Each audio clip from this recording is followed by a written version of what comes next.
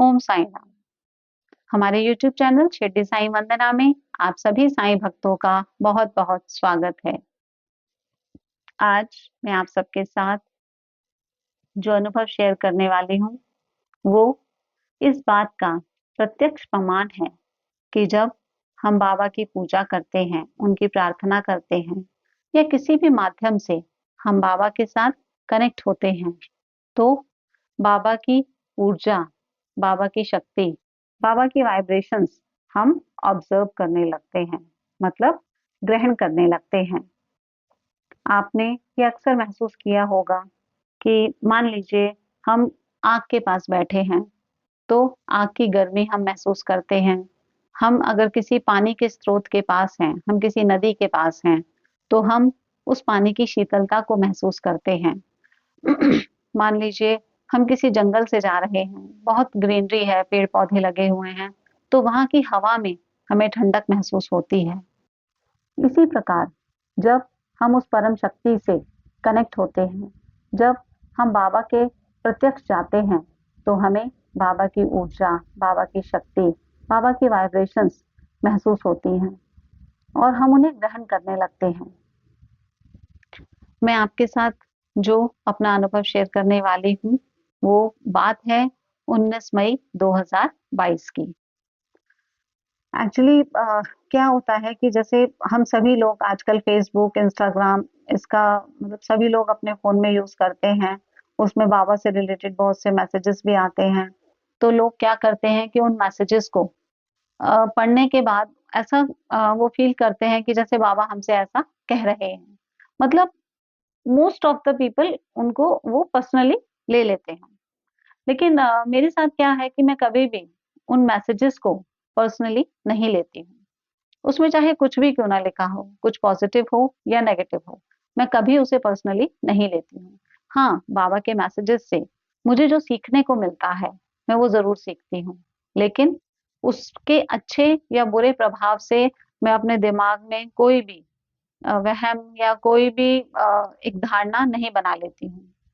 तो उस दिन क्या हुआ 19 मई 2022 को मैं उन दिनों एक्चुअली जॉब नहीं कर रही थी, मैं घर पे ही थी, मैंने ब्रेक लिया हुआ था और ये बात है कोई 3-4 बजे के आसपास की। मैं अपने रूम में बैठ के और अपने फ़ोन में मैसेजेस पढ़ रही थी बाबा के, तो अचानक से मेरे सामने एक मैसेज आया, जिसमें लिखा था कि आज तू मेरे मंदिर आ जा, मैं इंतज़ार कर रहा हूँ और मैं वहाँ तुझे एक जवाब दूँगा। मैंने वो मैसेज पढ़ा और उसको आगे स्क्रॉल कर दिया। मैं आगे के मैसेज पढ़ने लगी।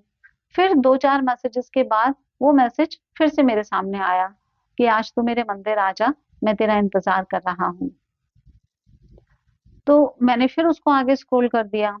फिर 1-2 मैसेज आगे जाने के बाद अचानक से मेरे मन में ऐसा ख़्याल आया कि एक ही मैसेज मुझे 2-2 बार क्यों दिखाई दिया? मैंने उसको वापस स्क्रॉल किया पढ़ने के लिए फिर से। अब मैं अपने फ़ोन को बार-बार स्क्रॉल कर रही हूँ, लेकिन वो मैसेज मुझे अब दिखाई नहीं दिए। तो थोड़ा-सा मतलब मेरे मन में ऐसा लगा कि ऐसा कैसे हुआ कि वो मैसेज 2 बार मेरे सामने आया और अब वो मुझे नहीं दिखाई दे रहा है। तो कहीं क्या कुछ ऐसा तो नहीं है कि बाबा सचमुच मुझे बुला रहे हैं? मेरे मन में ऐसा ख़्याल आया। तो उसी समय फिर मैंने अपने बेटे को बोला, मैंने कहा मुझे लग रहा है कि शायद बाबा मुझे मंदिर बुला रहे हैं। मैंने कहा मैं बाबा के मंदिर जाके आती हूँ।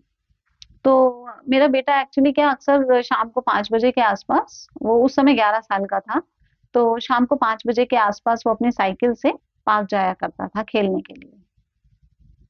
और ये बात जैसे 3-4 बजे के आस-पास की थी, तो साढ़े 4 के आस-पास मैंने उसको बोला, मैंने कहा बेटा मंदिर खुलने वाला होगा, तो मैं मंदिर जा रही हूँ, तुम पार्क चले जाना।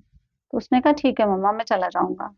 अब साढ़े 4 के आस-पास मैं कपड़े-वपड़े चेंज किए, मैं रेडी हुई और मैं मंदिर के लिए निकली और मैंने अपने घर के पास ही एक हलवाई के यहाँ से थोड़ा-सा मीठा लिया, बाबा को भोग लगाने के लिए और फिर मैं मंदिर चली गई। हमारे घर से मंदिर जाने के लिए 10-1 मिनट लग जाते हैं, 5-7 मिनट, 10 मिनट का रास्ता है।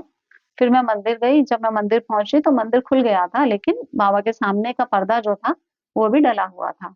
तो जो भी बाबा के वहाँ सेवादार थे, वो भी बाबा के कपड़े वग़ैरह बदल रहे थे और उनकी वहाँ साफ-सफाई चल रही थी, तो पर्दा डला हुआ था।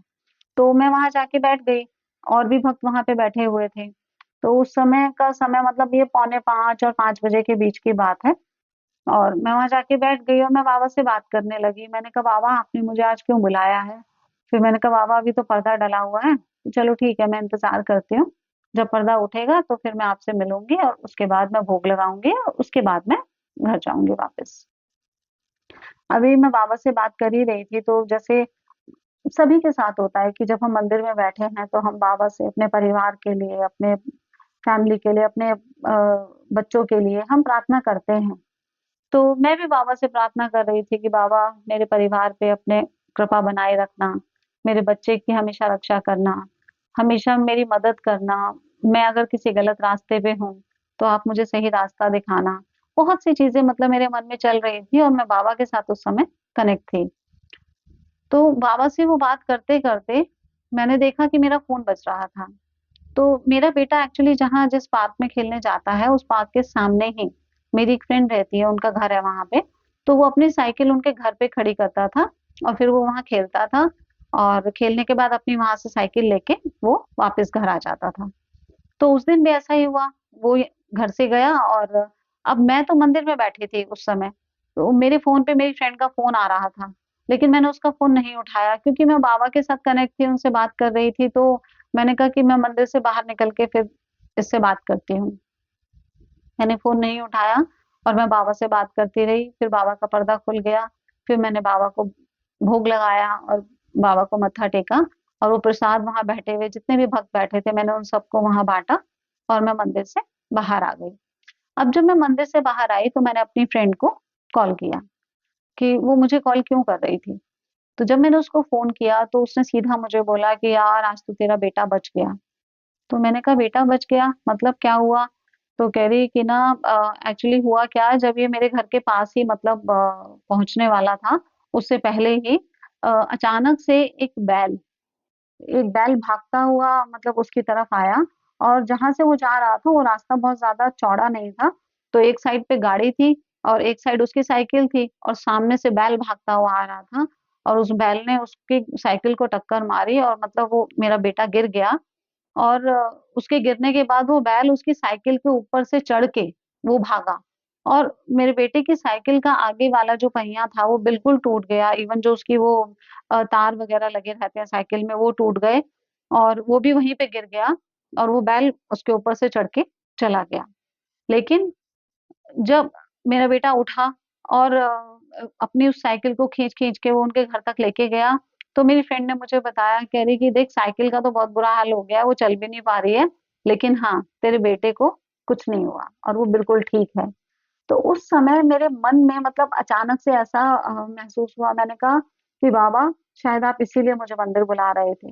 एक्चुअली क्या होता है कि हमारे घर में भी बाबा हैं, हमारी आत्मा में बाबा हैं, हर जगह बाबा हैं। लेकिन हो सकता है कि अगर उस समय मैं अपने घर में होती, तो शायद मैं घर के किसी काम में लगी होती या मैं बाज़ार चली गई होती या मैं कुछ और कर रही होती।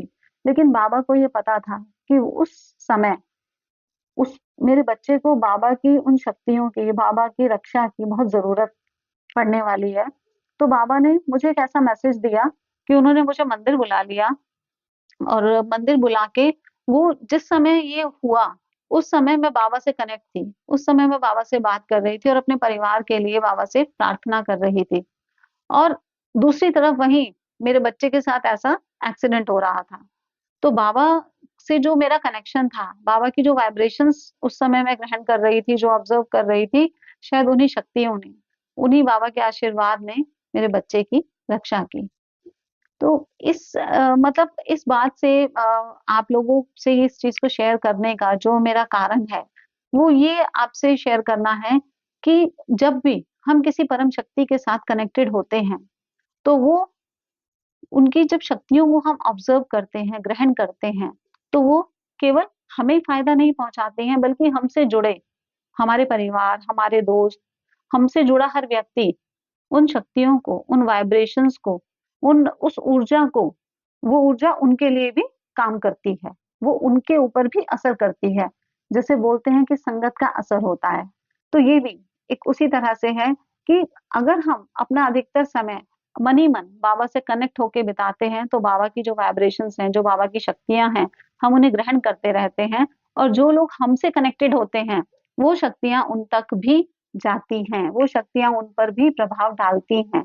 तो इसलिए हमें अपने रोज़मर्रा के जीवन में, अपनी रोज़मर्रा की लाइफ में ये कोशिश करनी चाहिए कि किसी भी तरीके से अपने काम को करते हुए, अपनी पूरी ज़िम्मेदारियों को निभाते हुए, हम मन-ही-मन अगर बाबा का ध्यान करते हैं, उनका नाम जाप करते रहते हैं, तो वो कहीं न कहीं, कभी न कभी, किसी न किसी को ज़रूर लाभ पहुँचाता है। और जैसा बाबा ने मुझे पहुँचाया, उन्होंने मेरे बच्चे की रक्षा की और मुझे मंदिर बुलाने का जो कारण था, जो उन्होंने मुझे बोला कि मैं तुझे कुछ जवाब दूँगा, वो जवाब दे दिया। और मैं वापस मंदिर गई फिर मैंने बाबा को शुक्रिया अदा किया और मैंने बाबा को बोला कि बाबा मुझे समझ आ गया कि आज आपने मुझे मंदिर क्यों बुलाया था। और मैंने बाबा का बहुत शुक्रिया अदा करा और मेरे बच्चे के जीवन की रक्षा करने के लिए उनको धन्यवाद किया। आप सबके साथ भी बाबा के कुछ ना कुछ अनुभव ज़रूर होते होंगे। तो आप सबसे मेरी ये प्रार्थना है कि आपके साथ अगर कोई भी ऐसा अनुभव हुआ है, तो आप हमें दिए गए नंबर पर फ़ोन करके शेयर कर सकते हैं। हम आपका अनुभव भी अन्य भक्तों तक पहुँचाएँगे। और हमारे चैनल को, हमारी वीडियोज़ को अगर आप पसंद करते हैं, तो उसे ज़्यादा से ज़्यादा शेयर कीजिए, सब्सक्राइब कीजिए, ताकि हम और अधिक भक्तों के अनुभव आप तक पहुँचा सकें। ओम साईं राम।